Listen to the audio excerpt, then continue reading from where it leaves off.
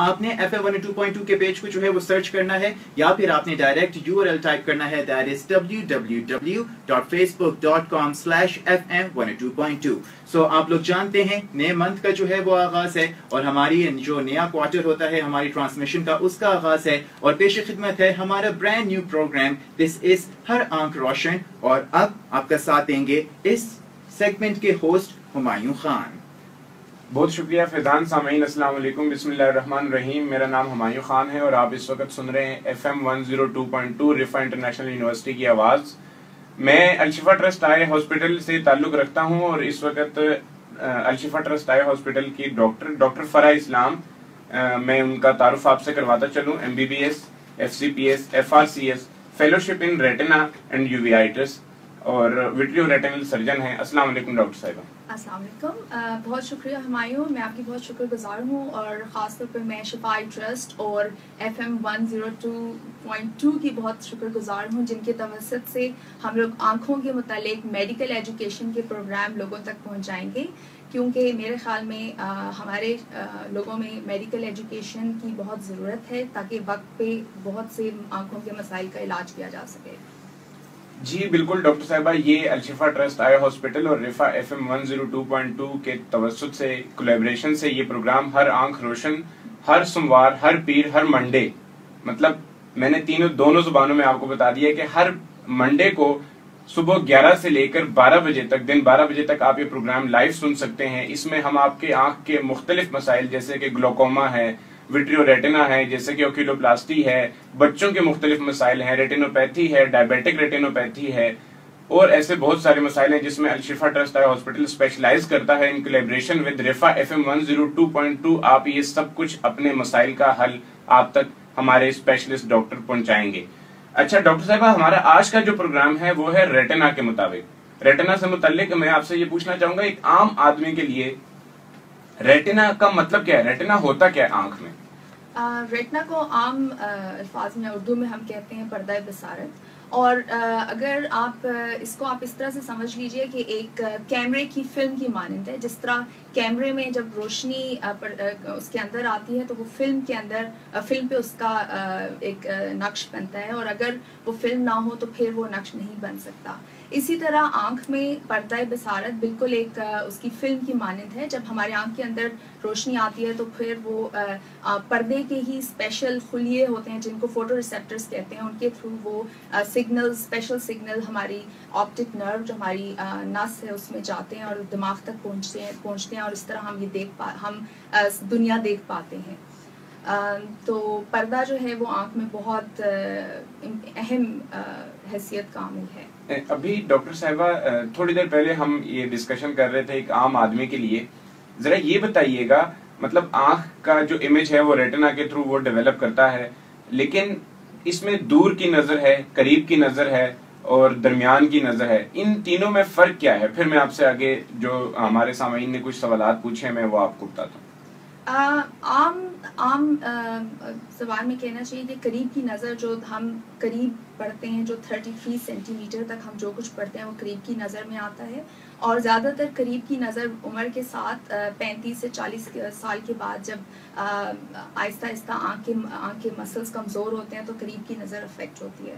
और दूर की नज़र बहुत पैदाइशी तौर पे भी कमज़ोर हो सकती है, और उसमें 33 सेंटीमीटर से आगे हम जो कुछ देख पाते हैं वो दूर की नज़र कहलाती है।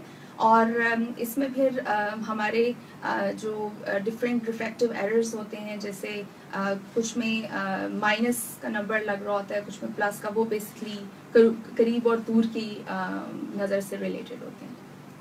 अलशिफा ट्रस्ट आई हॉस्पिटल में आप एक अलग से रेटिना का डिपार्टमेंट है जिसमें डिफरेंट स्पेशलिस्ट बैठकर लोगों का फ्री या सब्सिडाइज्ड या प्राइवेट इलाज कर रहे होते हैं। इसमें आप लोगों के पास जो है वो बहुत सारे ऐसे पेशेंट्स आ रहे होंगे जो कि कॉम्प्लिकेटेड हैं, लेकिन एक आम पेशेंट जो रेटिना डिपार्टमेंट में आता है उसमें किस तरीके की कौन कौन सी बीमारियां रेटिना में होती हैं या आंख में कौन कौन सी बीमारियां ऐसी हैं जिनको आप डायग्नोज करती हैं? हमारे अस्पताल में क्योंकि पाकिस्तान और इवन आसपास के मुल्कों से भी लोग रेफ़र होके आते हैं, इसलिए हमारे पास पर्दे के शोबे में बहुत सी तरह के मरीज़ आते हैं। अगर इसको डिफरेंट एज ग्रुप्स में डिवाइड कर लिया जाए तो ज़्यादा आसानी हो जाएगी। बच्चों में ज़्यादातर हम बनावट, आँख की बनावट के से रिलेटेड जो प्रॉब्लम्स होते हैं वो देखते हैं, या फिर वक्त से पहले अगर किसी बच्चे की पैदाइश हो जाए जो तो रेटिनोपैथी ऑफ प्रीमैच्योरिटी जिसे हम आम ज़बान में वो उस मसले के साथ आते हैं। फिर कुछ बच्चों की चोट लगने की वजह से या किसी और वजह से अगर पर्दा गिर जाता है, पर्दा उखड़ जाता है, तो वो फिर दरमियानी उम्र के लोग ज़्यादातर चोट लगने की वजह से पर्दे के मसाइल का शिकार होते हैं, या फिर उनमें आँख में सोजिश का मसला जिसको यूवियाइटिस कहते हैं वो बहुत कॉमन है। इसके अलावा फिर उससे आगे अगर देखा जाए तो फिर लोगों में डायबिटीज़ हमारे यहाँ बहुत कॉमन है, और डायबिटीज़ आँखों पे नज़रअंदाज होती है। फिर इसी तरह एज रिलेटेड मैकुलर डीजनरेशन के साथ मरीज आते हैं जो उम्र के साथ पर्दा जिनका पर्दे में नज़र कम हो जाती है, और फिर इसके अलावा बहुत से ऐसे मसाइल जो जिस्म को अदरवाइज अफेक्ट कर रहे होते हैं उसका भी आँखों पर असर होता है, जैसे ब्लड प्रेशर और जोड़ों की बीमारियां वगैरह, ये सब चीज़ें आँखों पर असर करती हैं। बच्चों से स्टार्ट कर लेते हैं। रेटिनोपैथी ऑफ प्रीमेच्योरिटी है क्या? बेसिकली वक्त से जो अगर किसी का हमल पूरे वक्त से पहले अगर कोई बच्चा अगर वो पैदा होता है तो उस वक्त उसकी आँखों के पर्दे को आँखों को उस तरह से वो ऑक्सीजन और नशो नुमा नहीं कर पाता जिस तरह वो नॉर्मली नेचुरल हालत में करता है। तो उस केस में फिर आँख में कुछ ऐसी एबनॉर्मल खून की नालियाँ बन जाती हैं जो बाद में फिर उसमें से लीकेज होके वहाँ उखड़ना शुरू हो जाता है पर्दा, और पर्दा आहिस्ता आहिस्ता सिकुड़ना शुरू कर देता है। तो ये इसको रेटिनोपैथी ऑफ प्रीमैच्योरिटी कहते हैं, और अगर ये वक्त पे इसकी तशखीस हो जाए तो इसका इलाज मुमकिन है। मतलब वो वक्त वो दौरानिया कितना है? बच्चा अगर पैदा हो जाए, जैसे अभी अल-शिफा ट्रस्ट हॉस्पिटल में एक रेटिनोपैथी ऑफ प्रीमेच्योरिटी एक वर्कशॉप भी हुई थी जिसमें डिफरेंट हॉस्पिटल्स, गवर्नमेंट हॉस्पिटल्स के डॉक्टर्स को एक वर्कशॉप दी गई और प्रैक्टिकली उनको बताया गया कि एक बच्चा अगर वो उसमें रेटिनोपैथी है तो उसको किस तरीके से डायग्नोज करके उसको किस तरीके से उसका इलाज किया जाता है। लेकिन ये एक तो ये बताइए कि एक आम पैदाइश का दौरानिया मतलब कितने हफ्ते होता है, कितने हफ्ते में बच्चा पैदा हो तो वो आम मतलब नॉर्मल उसकी बर्थ होती है एक, लेकिन अगर किस दौरानिया में वो पैदा हो तो वो एक प्रीमेच्योर बर्थ होती है, और जब वो प्रीमेच्योर पैदा हो जाए तो उसमें फिर क्या क्या कॉम्प्लिकेशंस और किस वक्त तक उसका इलाज मुमकिन है? जब अगर बच्चा नॉर्मल एक हमल 40 हफ्ते का होता है, अगर बच्चा उससे पहले अगर 36 वीक्स से या 34 से आगे अगर उससे पहले पैदा हो जाए तो उसको रेटिनोपैथी ऑफ प्रीमेच्योरिटी हो सकती है। और इसके साथ इसमें यह है कि जैसे ही ऐसा बच्चा पैदा हो उसको वक्तन फ़वक्तन ज़रूर डॉक्टर को दिखाते रहना चाहिए। हमने शिफाई ट्रस्ट हस्पताल में भी ये जो वर्कशॉप की थी वो इसी पब्लिक अवेयरनेस क्रिएट करने की मुहिम का एक हिस्सा थी कि और ख़ासतौर पर डॉक्टर्स में, क्योंकि इवन डॉक्टर्स में भी जो इस चीज़ को बहुत हाईलाइट करने की ज़रूरत है कि जैसे ही एक बच्चों के शोबे में आता है जो वक्त से पहले पैदा हो गया उसको ज़रूर आँखों का साथ साथ मुआयना करवाते रहें, ताकि उसका जैसे ही ज़रूरी नहीं है कि हर बच्चे में ये हो, लेकिन अगर उसमें उस बच्चे में ये मसला है तो उसका वक्त पे लेज़र या जो भी इलाज करना हो वो मुमकिन हो जाए। इस बार जो यूनिवर्सली वर्ल्ड डायबिटीज डे जो ऑब्जर्व किया गया यूनिवर्सली भी पाकिस्तान में भी, उसका स्लोगन था eyes on diabetes. World diabetes day का इतना मतलब इम्पोर्टेंस उसकी होती है जब वो यूनिवर्सली उसको ऑब्जर्व इस लिहाज से किया जाए कि आंखों का डायरेक्ट ताल्लुक है, शुगर का डायरेक्ट ताल्लुक है आंख से। क्या ताल्लुक है और किस उम्र के लोगों में शुगर जो है वो आंख को ज्यादा इफेक्ट करती है? डायबिटीज़ दो तरह की होती है, एक टाइप 1 और दूसरी टाइप 2। टाइप 1 पैदाइशी तौर पे या फिर बहुत यंग लोगों में जिनमें इंसुलिन के बगैर उसका इलाज मुमकिन नहीं वो होती है, और टाइप 2 जो होती है वो ज़्यादातर 40 के बाद जो कि शुरू में डाइट से कंट्रोल की जा सकती है या फिर वो गोलियां ली जा सकती हैं और बाद में इंसुलिन की भी ज़रूरत पड़ सकती है। बेसिकली हमारे लोगों में इस चीज़ का हमें पता होना चाहिए कि अगर किसी को शुगर डायग्नोज हो जाए, चाहे वो मरीज़ खुद है या आपके जानने वाले हैं, उनको ज़रूर ये बताना चाहिए कि जैसे ही शुगर का डायग्नोस या तशख़ीस हो जाए वो फ़ौरन आँखों के डॉक्टर को उसका मुआयना करवाएं आँखों का, ताकि क्योंकि कभी कभार शुगर देर से उसकी तशख़ीस होती है तो आँखों का असर ऑलरेडी आँखों पे शुगर का असर हो सकता है। और इसी तरह कभी कभार हमारे पास ऐसे मरीज़ आते हैं जिनमें आँखें देख के हम कहते हैं कि आप शुगर का मुआयना करवाएं। और इसके अलावा फिर ये है कि अगर एक दफ़ा जब आँखों के डॉक्टर के पास वो पहुँच जाते हैं तो वो फिर डॉक्टर उनको ख़ुद बताता रहेगा कि कितने कितने अरसे के बाद उनको मुआयने की ज़रूरत है, या फिर अगर उनको किसी इलाज की ज़रूरत है जैसे इंजेक्शन या लेज़र, या फिर अगर उनको किसी ऑपरेशन की ज़रूरत है, तो वो सब एक आँखों का डॉक्टर ही जिसका पर्दे से ताल्लुक़ हो ख़ास तौर पर वो देख के बता सकता है। मतलब डायबिटिक रेटिनोपैथी वही जो मैं आपको बता रही हूँ कि वो पर्दे पे ज़रूरी है कि हर शुगर के मरीज को आँख का मसला हो, रेटिना का मसला हो।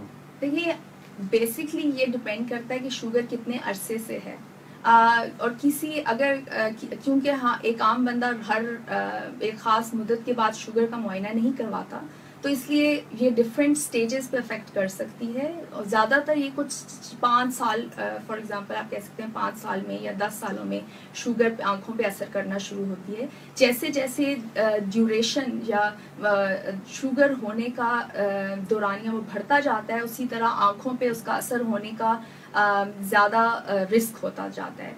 इसलिए जैसे ही आपको मैं लोगों को ये बताना चाहूँगी कि अगर जैसे ही आपको शुगर डायग्नोज हो, आपको सोचना चाहिए कि मुझे हो सकता है कि आंखों पर असर हो, और ज़रूरी नहीं कि उस वक्त उसके असरात ज़ाहिर हों। तो इसलिए वो फ़ौरन डॉक्टर के पास चला जाए ताकि उसको ये पता चल जाए कि आया आंखों पे डायबिटिक रेटिनोपैथी मौजूद है या नहीं, और अगर मौजूद है तो उसका क्या इलाज होना चाहिए, और अगर नहीं है तो उसको कितने कितने वक्फे के बाद चेकअप करवाना चाहिए। आमतौर पर मैं ये कहूँगी कि एक आम आदमी को जिसको वैसे आंखों का मसला नहीं भी है, उसको भी साल में एक दफ़ा ज़रूर आंखें चेक करवानी चाहिए। जी सामाईन को मैं बताता चलूँ कि इस वक्त हम आपके लिए ये प्रोग्राम FM 102.2 के ताउन से अलशिफा ट्रस्ट आई हॉस्पिटल के डॉक्टर फरा इस्लाम के साथ ये प्रोग्राम हम लोग कर रहे हैं। और अगर आप हमारे हॉस्पिटल से रब्ता करना चाहें, किसी लिहाज से कोई आपको आंखों का मसला हो, तो हमारे सोशल फोरम्स पे, फेसबुक पे, हमारी वेबसाइट पे, और आप हमें PT सेल पे कॉल भी कर सकते हैं 0515487 से लेकर 4 तक।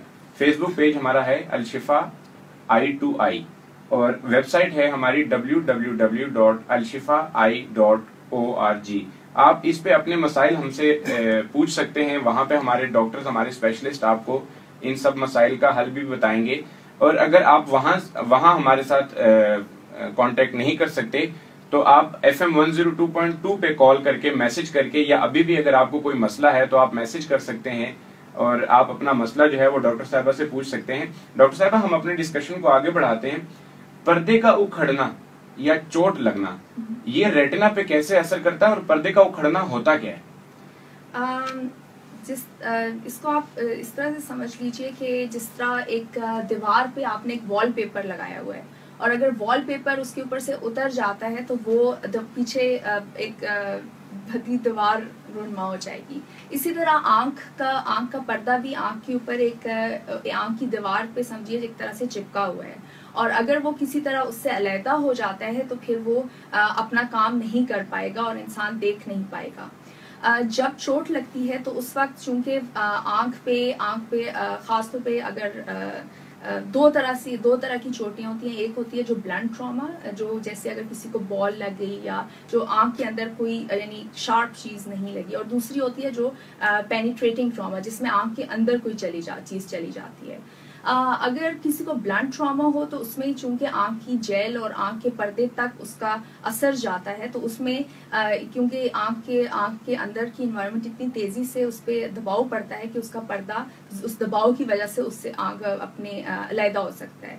और दूसरी चीज, अगर पेनिट्रेटिंग ट्रॉमा है तो आंख के अंदर कोई चीज जा सकती है। और खास तौर पे ये हमने बहुत ज्यादा देखा है कि जो लोग काम करते हैं, लोहे का काम करते हैं, मतलब जो आम ये लोहार या इस तरह के लोग होते हैं, वो ड्राइवर हजरात आप कह सकते हैं कि ये जो धूल मिट्टी होती है या मोटरसाइकिल पर चलने के लिए, इन लोगों के लिए उनमें ज्यादा नहीं, लेकिन जो लोग लोहे से रिलेटेड कोई काम करते हैं या एक आम आदमी अगर जैसे कील कोई वो कर रहा है, दीवार में लगा रहा है, तो इस तरह के काम जो होते हैं, चूंकि हमारे यहाँ हम ग्लासेस नहीं इस्तेमाल करते, प्रोटेक्टिव ग्लासेस, तो उन केसेस में भी आंख के अंदर लोहे का कोई पीस या किसी और चीज का कोई चीज पीस जा सकता है और बाद में वो फिर जंग पकड़ के वो भी आंख के लिए बहुत नुकसानदेह हो सकता है, आंख में से नजर पूरी तरह खत्म हो सकती है। तो इसलिए चोट जब भी लगे और आंख की चोट लगे या आंख के आसपास के एरिया में चोट लगे तो एहतियातन तब भी आंख का पर्दा चेक जरूर कराना चाहिए, ताकि अगर उस वक्त उसमें इब्तदाई तौर पे कोई सुराख बने या कोई हल्का सा टेयर हो तो उसको उसी वक्त लेजर करके रिपेयर किया जा सके। और अगर पर्दा उखड़ भी जाए तो उसमें हमारे पास एक लिमिटेड टाइम ड्यूरेशन होता है, क्योंकि पर्दा जैसे ही उखड़ता है उसमें कुछ घंटों के अंदर तब्दीलियां रोनमा होना शुरू हो जाती हैं और उसके सेल्स डेड होना शुरू हो जाते हैं, इसलिए उसका वक्त पे इलाज बहुत ज़रूरी है। अगर 2-3 दिन के अंदर एक्सटेंडिंग टू 1 वीक अगर उसका इलाज हो जाता है, वो पर्दा जोड़ दिया जाता है, तो उसमें नज़र का रिजल्ट्स बहुत अच्छे होंगे। और उसके बाद अगर जोड़ा जाएगा तो उसमें वो रिजल्ट्स नहीं होंगे जो एक पेशेंट या हम एक्सपेक्ट करते हैं या हम चाहते हैं। तो इसलिए इन सब चीज़ों में वक्त पे डॉक्टर तक पहुंचना बहुत ज़रूरी है। एक क्वेश्चन आया है हमारे सुनने वालों की तरफ से कि एक आंख जो है वो मेरी बिल्कुल ठीक है लेकिन दूसरी आंख से सही नजर नहीं आता और जनरली ओवरऑल जो है वो मुझे सही नजर आता है, ये क्या फिनोमेना होता है? अल्लाह ने इंसान की 2 आंखें बनाई हैं और वो दोनों आंखें एक दूसरे को बहुत कंपनसेट करती हैं।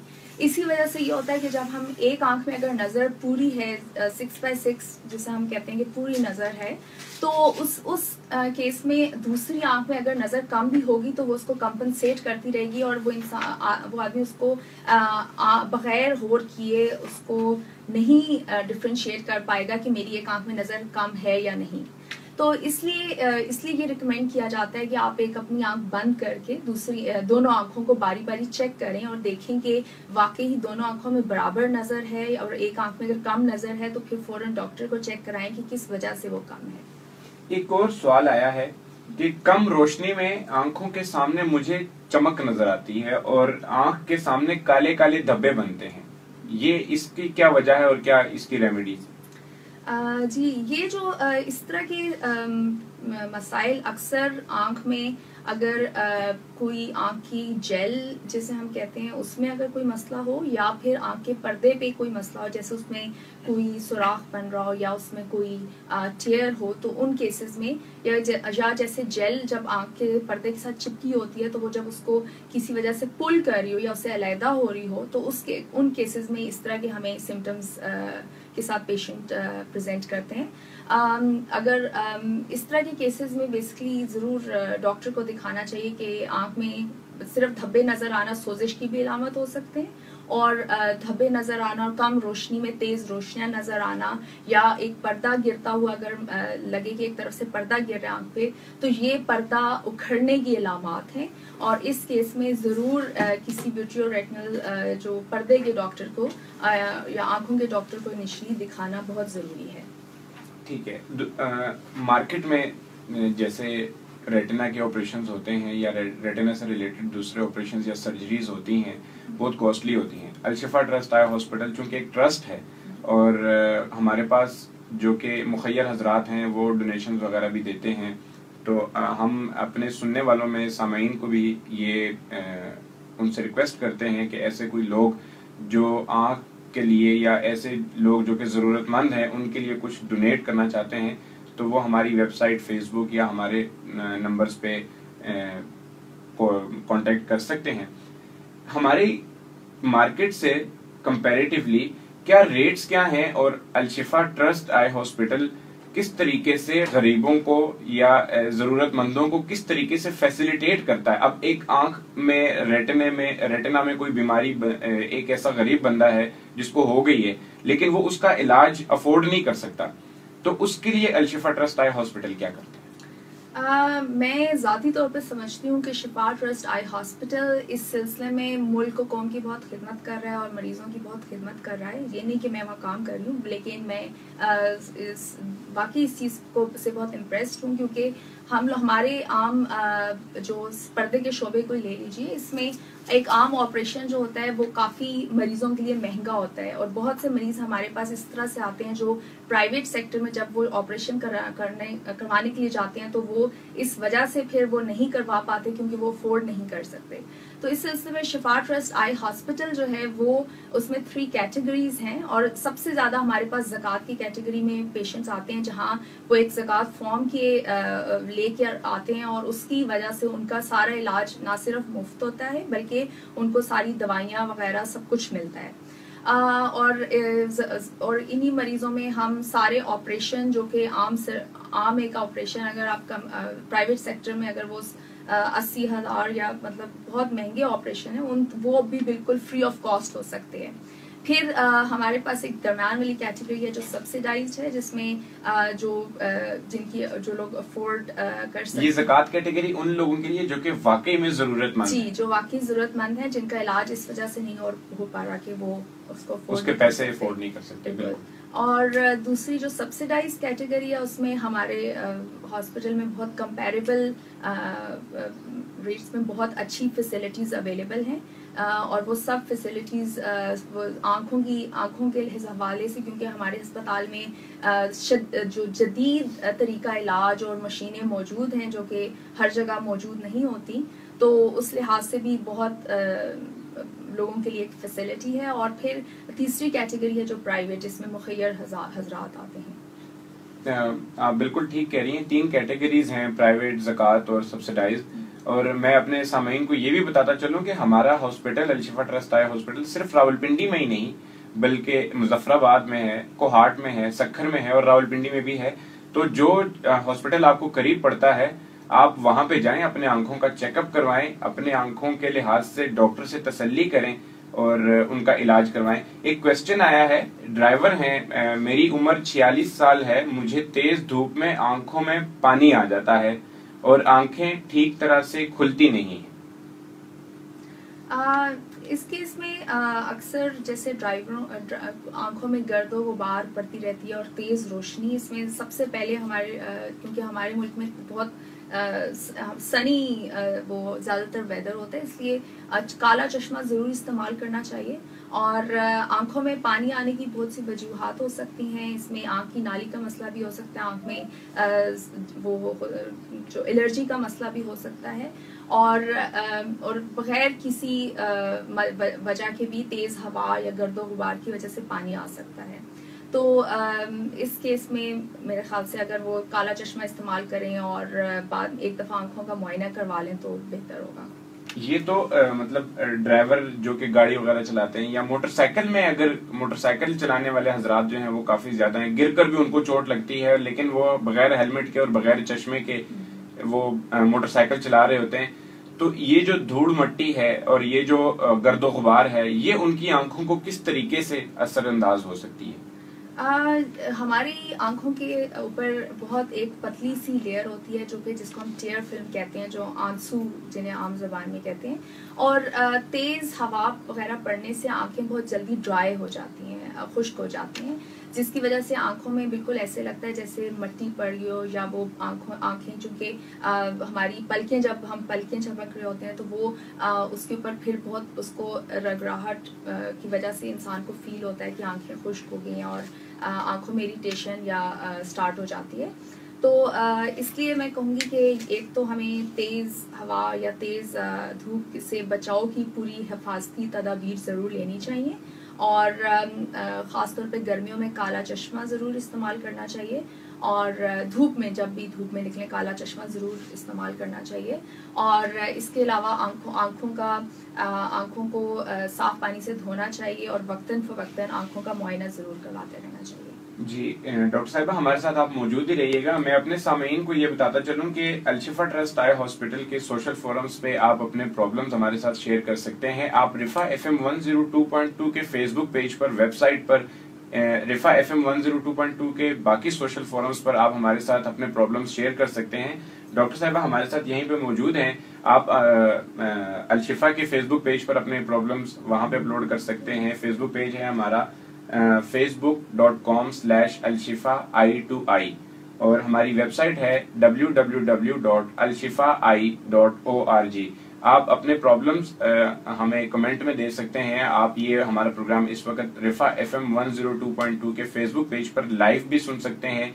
और डॉक्टर साहिबा यहाँ पे मौजूद हैं। हम इस वक्त एक नात सुनते हैं और वापस आते हैं, डॉक्टर साहिबा से डिस्कस करते हैं।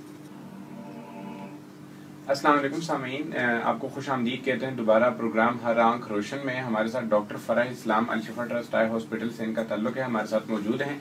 आप सुन रहे हैं रिफा FM 102.2 रिफा इंटरनेशनल यूनिवर्सिटी की आवाज। शफकत हयात साहब का ये मैसेज है फेसबुक पे, ये पूछ रहे हैं कि आंखों को जलन हो रही है, उनको ठंडे पानी से धोना चाहिए या गर्म पानी से धोना चाहिए, कौन सा, या नॉर्मल पानी? वो पूछ रहे हैं कि किस तरीके से आंखों की हिफाजत करें। आंखों में अगर जलन हो तो उसमें बेहतर है कि आंखों को सबसे बेहतर तो है कि नॉर्मल टेम्परेचर के पानी से धोना चाहिए। लेकिन अगर आंखों में जलन हो तो थोड़ा सा ठंडा पानी जो है वो इस्तेमाल किया जा सकता है। लेकिन आम तौर पे आंखों को नॉर्मल टेम्परेचर के पानी से ही धोना चाहिए।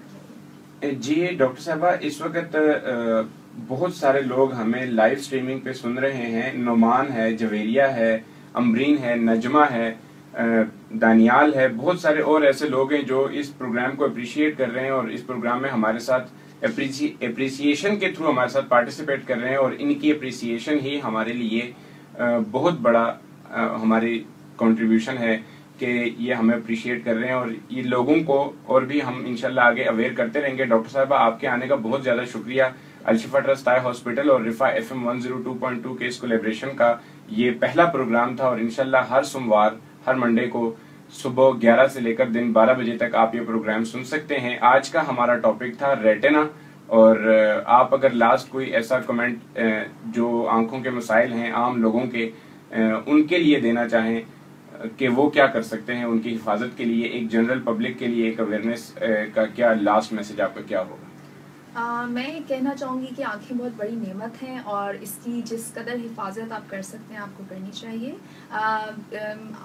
अगर आंखों में कोई भी तकलीफ हो तो फ़ौरन उसको आप नज़रअंदाज मत कीजिए, बल्कि ज़रूर आंखों के डॉक्टर को चेकअप कराइए। और हर काम करते हुए आपको प्रोटेक्टिव ग्लासेस ज़रूर इस्तेमाल करनी चाहिए और बच्चों को चोट से जिस हद तक मुमकिन हो बचाना चाहिए। और इसके अलावा बच्चों को भी वक्तन फ़वक्तन डॉक्टर को कम से कम साल में एक दफ़ा ज़रूर दिखाते रहना चाहिए। और अगर किसी को शुगर या कोई और मर्ज हो तो फिर आंखों का फौरन मुआयना करवाएं।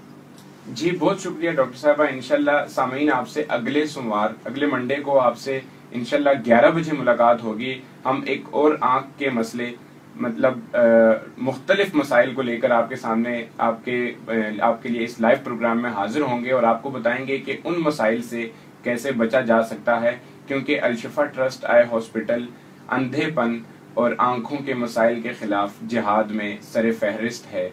और इंशाल्लाह हम इस लड़ाई को उस वक्त तक लड़ते रहेंगे जब तक हम नाबीनापन को खत्म नहीं कर देते इंशाल्लाह। बहुत शुक्रिया रिफा FM 102.2 और रिफा इंटरनेशनल यूनिवर्सिटी के, इन्होंने हमें ये प्लेटफॉर्म प्रोवाइड किया और हम लोगों को इसके थ्रू अवेयरनेस और आगाही प्रोवाइड कर रहे हैं। बहुत शुक्रिया सामीन। अस्सलाम वालेकुम, अल्लाह हाफिज़।